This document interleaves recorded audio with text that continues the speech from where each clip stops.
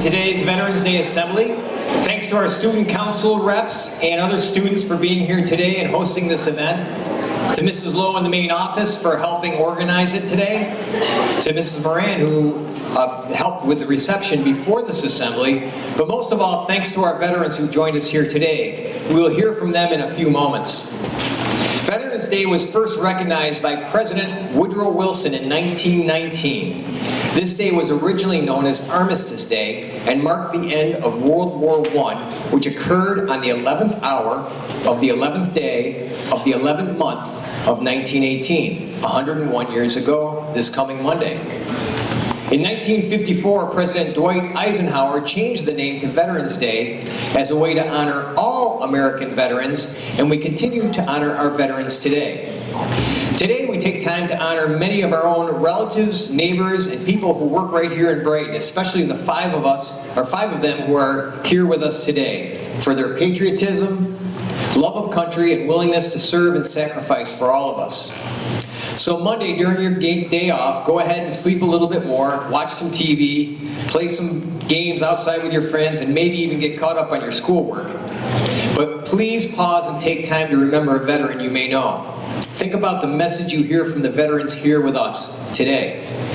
Nothing I say can help express how appreciative we are for their appearance today here on stage, but your respectful audience behavior and full attention will speak louder than words.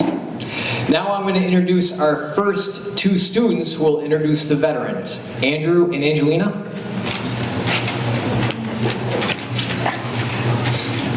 Hi, I'm Andrew Murray. And I'm Angelina Guilfoyle. Today we will be presenting Erica Stannett. Erica Stannett served for the U.S. Army as a major from 1993 to 1999 on active duty.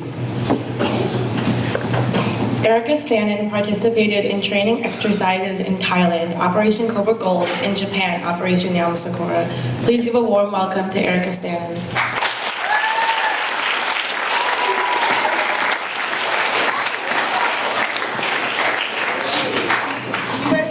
If I don't use the microphone? Yes. A little more comfortable not using the microphone. All right, so we were asked to talk with you about why we chose to serve, what impact our service had on us and what we thought about it, and then to talk with you about what you could do on Veterans Day to honor veterans. So why did I choose to serve? How many girls are in the room? Raise your hand. Okay, so in the United States, we get the privilege of going to school. In a lot of places in the world, anybody who's a girl doesn't get to attend school. We get the privilege of having an education. How many of you in here have opinions about things every now and then? Everybody in the room, right? Well, in the United States, we have something called freedom of speech, where we're allowed to have opinions, and we're allowed to share our views, and we're allowed to have debate and discourse about things. I appreciated all those things and many more, our freedom of religion, our ability to vote, our ability to have a voice in who represents us and who runs our government. I appreciated all those things about our country, and I appreciated how lucky I was to be an American and to grow up here. And so when I was graduating from law school and figuring out what I wanted to do next, I wanted to serve. So I joined the Army as a lawyer out of law school. And as a lawyer, we were still required to be soldiers first and lawyers second. So I had a lot of learning to do to be in a position to serve my country and serve it well. I had to do everything, include learn how to do a trial in a courts-martial and learn how to shoot a weapon. But I loved all of those experiences. I worked for really tremendous people who had more confidence in me than I had in myself. So they pushed me and put me in positions where I had to challenge myself and grew my confidence along the way and grew my abilities to become a better leader. In terms of what you can do on Veterans Day, look, nobody takes the oath of office or the oath to join the military with the hope that somebody will say thank you later on. It's not why any of us have done that. I guarantee you it's not why any of my colleagues up here ever chose to serve. They chose to serve because they believed in what the flag stands for. That said, taking the time to say thank you to somebody who's devoted their life to keep you free and to protect the freedoms and the liberties we have in this country. That's a nice thing to do. So if you know somebody who served, whether it's a family member or a neighbor or someone else in the community, just take a minute on Monday to say thank you for that, to say that you recognize it and that you see that and that you see that they did the things that they did so that you could have the life that you live here. Thank you very much.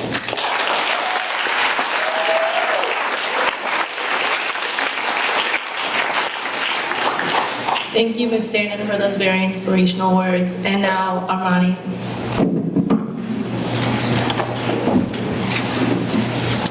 Hi, my name is Armani Wiggins. My veteran is Aaron Hubert. He was in the U.S. Navy for 9 years in Afghanistan as a lieutenant commander.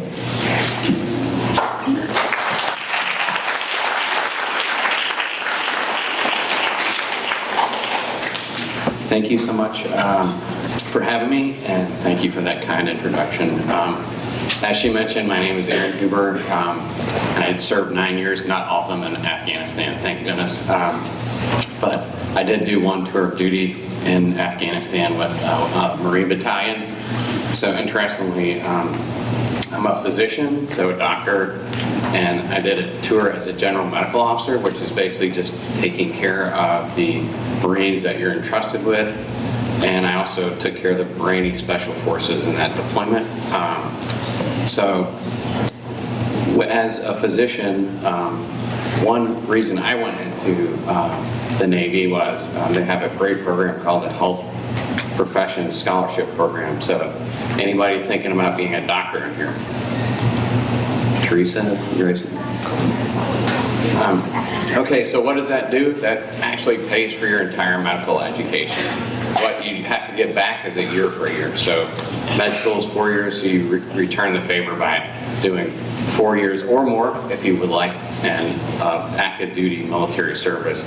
In the Navy, unlike the Army and other services, we provide care to the Marines as well, so you could be a Navy doctor or a Marine doctor. I spent most of my time actually in San Diego, California, where I did my residency and also stayed on as staff for 4 years.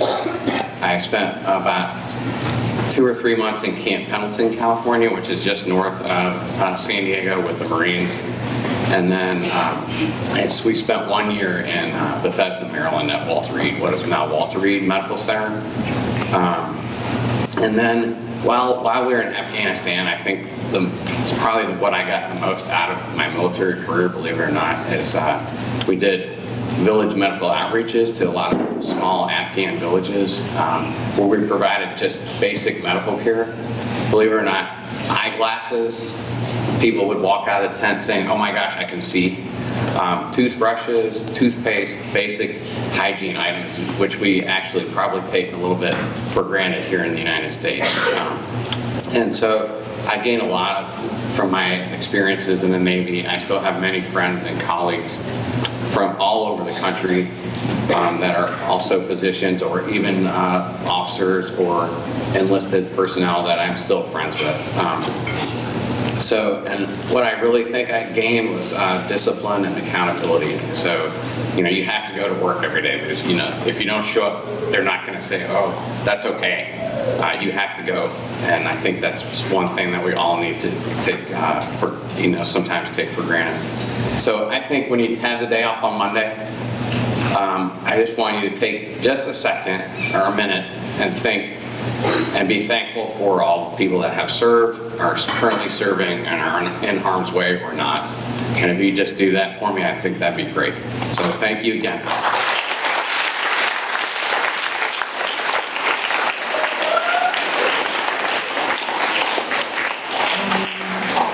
Thank you for those wonderful words. Now, Nick.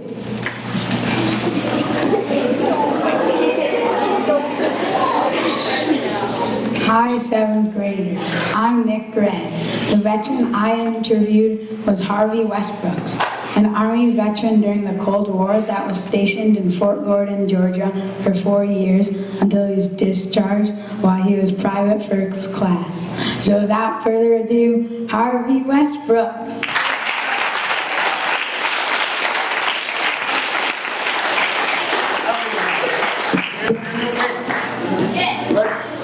How many want to be a soldier when they get older? Anyone? Anyone's going to military? So I went in the military. I started when I was younger. I was probably 5 or 6 years old. And I was huge on war films. I love Army movies. And I remember the kids, I don't know, but I remember some of the adults. I remember the Army figures in the big packages. Well, that's my fun time. We just line those up all over the house and take rubber bands and shoot them. That's what we did for war. And then the last one standing is the one who won the war. So I wanted to be a soldier when I was little. So when I graduated, I joined the Army. I'm not really sure what to expect of it, you know. I learned a lot of things there. You gotta learn perseverance. You gotta challenge yourself, mentally and physically. You meet a lot of good friends. I learned a lot of things there. My MLS was a 31 multi-channel radio operator.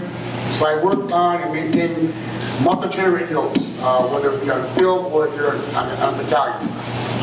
A lot of friends I still have today I talk to from the military days. My personal thought is, here's what I did. So I served 4 years.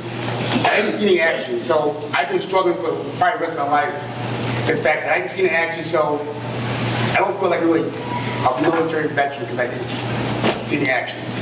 So I struggle with that until this day still. The men and women that fought for our country, died for our country, those guys, to me, are, you know, I don't want to say better than me, but I commend those guys more than I just do it myself. Not that I felt less worthy, but I did serve 4 years, no action. Had war had started, I would have been deployed. And I would have done that probably, you know. I'd probably do it again if chosen to do it, probably a little longer than this time, you know. But if you got a dream to be a soldier in the military, follow your dreams, you know. It's a good profession, it's honorable, you can honor your country, your family, yourself, you know. As far as veterans, if you see a veteran out there, the uniform, stop, look to them and say, hey, thanks for the service, you know. Adults, find a cup of coffee. It's really appreciated. You know, we appreciate it. That's about it, folks. Sorry for the nerves.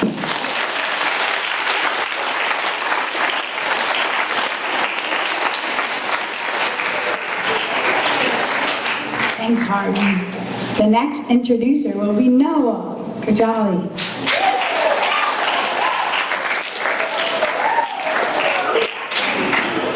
Hello, my name is Noah Kajali, and today I will be introducing to you Chris French, who served in the U.S. Army. He was active 1985 through 1987, and he was held in the reserves from 1987 to 1988. His rank was E4, and he was deployed at Herzog base in Western Germany. So, without further ado, here is Chris French.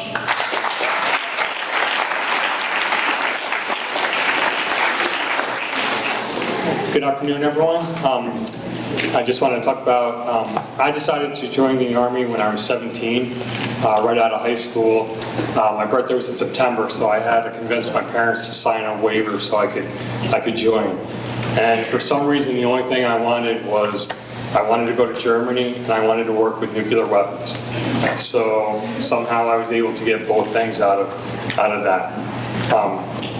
At 17, joining the Army, it helped shape the rest of my life. It taught me many things: to be on time, be prepared, respectful to your superiors, and most important, that the soldiers that you were also with, they're your family forever. I still am in touch with many of the people that I served with back in the 80s. Facebook and stuff like that has helped a lot keep us in touch. And as far as Veterans Day, to me, it's a time where you just thank people that served. It didn't matter what branch of service you're in, what your rank is, if you're an officer, if you're enlisted. Everyone that joined had the same goal: to defend the USA.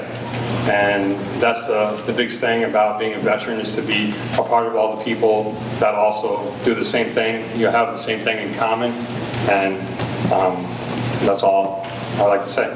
Thank you very much.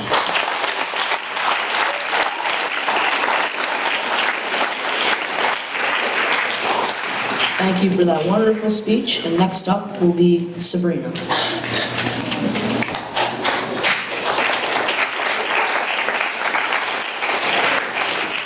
Hi, my name is Sabrina Ronke, and my veteran is Mr. Montuli. He was in the U.S. Navy and served 6 years from 1992 to 1998. He was a second-class petty officer and has been deployed to the Persian Gulf in Central and South America and has been stationed in Chicago, Virginia, and San Diego, California.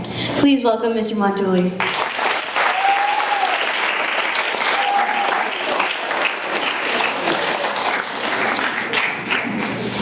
Thank you very much. So, I was 20 years old when I joined the military, joined the Navy, and I certainly didn't think about it being some huge sacrifice or anything like that. Like many people who've served in the armed forces, I feel like I got more out of it than they got out of me. And I was able to learn a trade, travel the world, I developed lifelong friendships, and I matured a whole lot in the 6 years that I was in the Navy. And to be honest, it was a great time in my life, and I have many fantastic memories from those years. And I feel like the sacrifices that I was asked to make were small in comparison to what others were asked to make. For me, it was missing major family events, milestones like holidays, weddings, but for others it was much, much more. The new father missing the birth of their child, or simply the months of separation from a young family and missing all the firsts that go with that. The first steps, the first words, the first goal, the first broken bone, the first day of school, the numerous birthday parties, holidays, celebrations, graduations, baseball games, band, chorus concerts, and any number of other special events that they were asked to miss because they were deployed overseas. These things can never be made up, and by themselves, they may not seem like much. But the longer one serves, the more they and their family are asked to sacrifice. So on Veterans Day, take a moment to think about all those veterans, their families, who are asked to sacrifice all those special moments, and often much, much more. Thank you very much.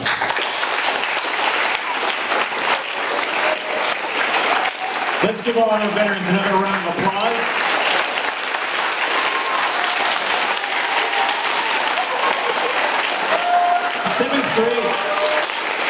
Seventh grade is a big year for you, and many of you will join us in Washington, D.C. So when you tour Washington and you see many memorials dedicated to the conflicts and the soldiers who were in them, please remember today, remember our veterans, and thanks again for remembering them on Monday. Enjoy your 3-day holiday, and please have a safe, happy vacation.